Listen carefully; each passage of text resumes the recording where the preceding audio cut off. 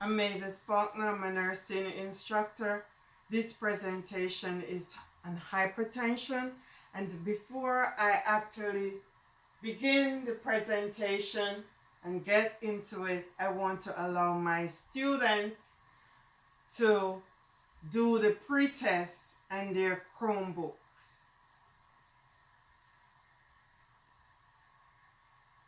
And now I start. Hypertension is a major chronic disease condition in the United States. The goal of this video session is to allow students to gain deep knowledge to define normal blood pressure and also to be able to identify the categories of abnormal blood pressure, including hypertension, and to identify the risk factors involved in the development of hypertension and the treatment modalities.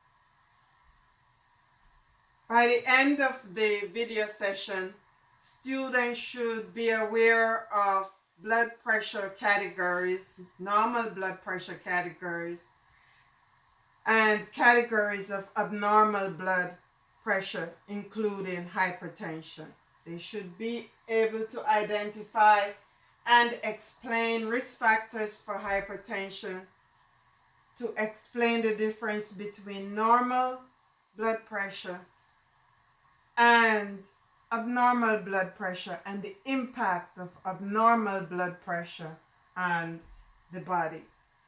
They should also be able to identify treatment approaches for hypertension. With all that being said, now we get to what is hypertension. Hypertension is also referred to as high blood pressure. It's a chronic condition, chronic medical condition, in which the blood pressure in the arteries are elevated. And hypertension is classified into two major categories. Hypertension can be primary hypertension, where it occurs without a cause. This is in the case of 90 to 95% of those impacted by this disorder. Secondary hypertension is related to another comorbidity such as thyroid dysfunction, renal artery stenosis, sleep apnea, or pregnancy in some instances. Secondary hypertension makes up 5 to 10% of all cases of hypertension. The measurement of blood pressure is done through the use of blood pressure equipment that measures the systolic blood pressure, which is the top number, and usually is a reflection of the heart's contraction, and the bottom number is the diastolic blood pressure, which is a reflection of the relaxation of the heart but allows for the filling up of the ventricles with blood.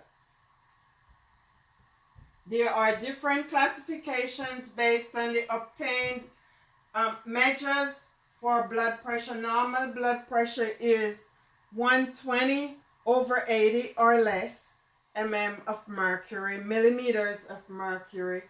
And hypertension is when the blood pressure is greater than 130/80. It takes more than one blood pressure measurement to make a diagnosis of hypertension. So at a minimum, there should be 2 blood pressure measurements that are higher than the 130/80 millimeters of mercury. On this slide, which is also part of what is hypertension. The blood pressure categories demonstrates the systolic and diastolic measures that are provided by the American Heart Association.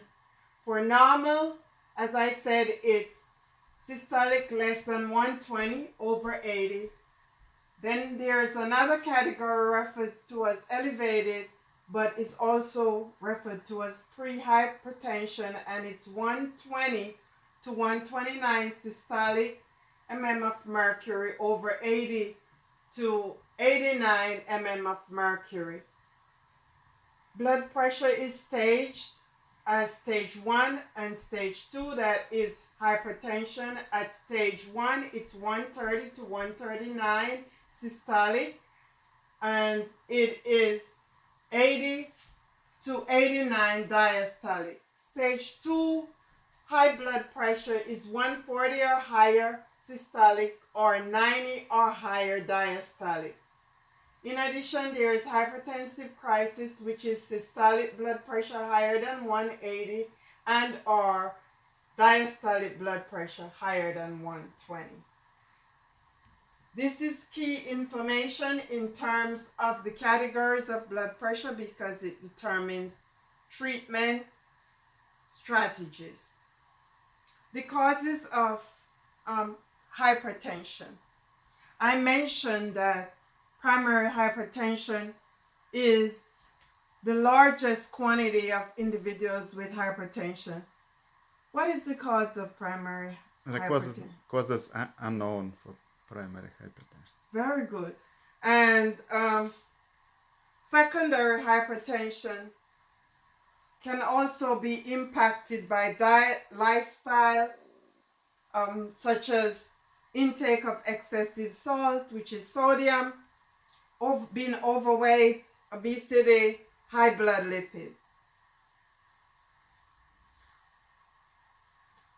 Hypertension is a silent killer, and individuals with uncontrolled hypertension has an independent risk factor for coronary artery disease, stroke, heart failure, and renal failure.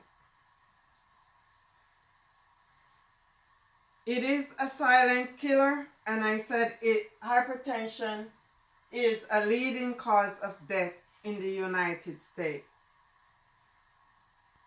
50% of all adults in the US, 60% of whites, 75% of African American, 71% of African Americans, and 61% of Mexican Americans who are over the age of 60 are referred to as having hypertension. It is more prevalent in males than in females, but after age 60, females also have a high incidence of hypertension. 1 in 3 Americans have hypertension, and hypertension is a major healthcare cost to the US government. The risk factors. The risk factors for hypertension are classified as non-modifiable and also modifiable. The non-modifiable are those things that we cannot change. Our age, as we age and get older, the vessels that transport fluid, blood around our bodies also changes. And this results in a greater predisposition for developing hypertension, especially with plaque-like deposits in the vessels. Genetic predisposition, it has been shown that those of Black heritage, African American heritage, they are also with non-modifiable risk factors, and ethnicity and sex as well. Modifiable risk factors include body weight, smoking, excessive salt intake, and sedentary lifestyle, limited exercise. Hypertension is referred to as a silent killer because individuals can develop the condition without showing signs and symptoms. except when they go to their provider, they may be told that their blood pressure is high.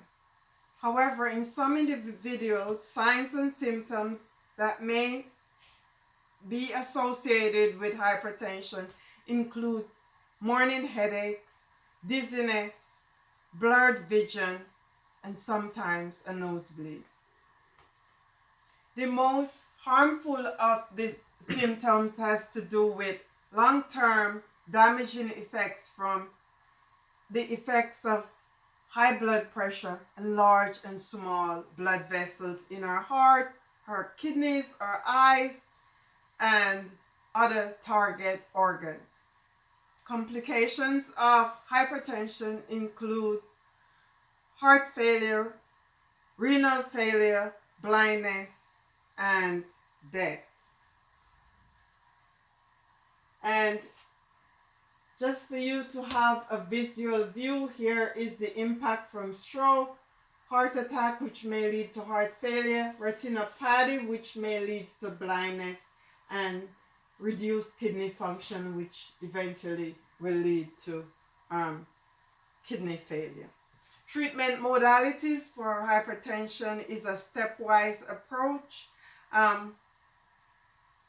starting with the goal to attain a blood pressure of 140/90, and in the older adults of less than 150/90 mm of mercury. Lifestyle modification usually is the first stage, with modifying dietary intake to increase more fruits and vegetables. That is dietary strategies to halt hypertension, regular physical exercise of beginning with 150 minutes per week, reduce alcohol consumption, and weight reduction of about 10% of the overweight status or obesity status. If lifestyle modification doesn't work, patients are then placed on pharmacological therapy, which is aimed at decreasing the peripheral resistance and blood volume and decreased strength and rate of myocardial contractions. There are many categories of antihypertensive, but the first line medication is diuretics, and thiazide diuretics is what's usually recommended. In addition, there are beta blockers, calcium channel blockers, combined alpha and beta blockers, vasodilators, ACE inhibitors, ARBs, dihydropyridines, and direct renin inhibitors. And now I come to the end, and I want to give my students also a chance to do the post-test on their Chromebooks, and I want to offer, what questions do you have?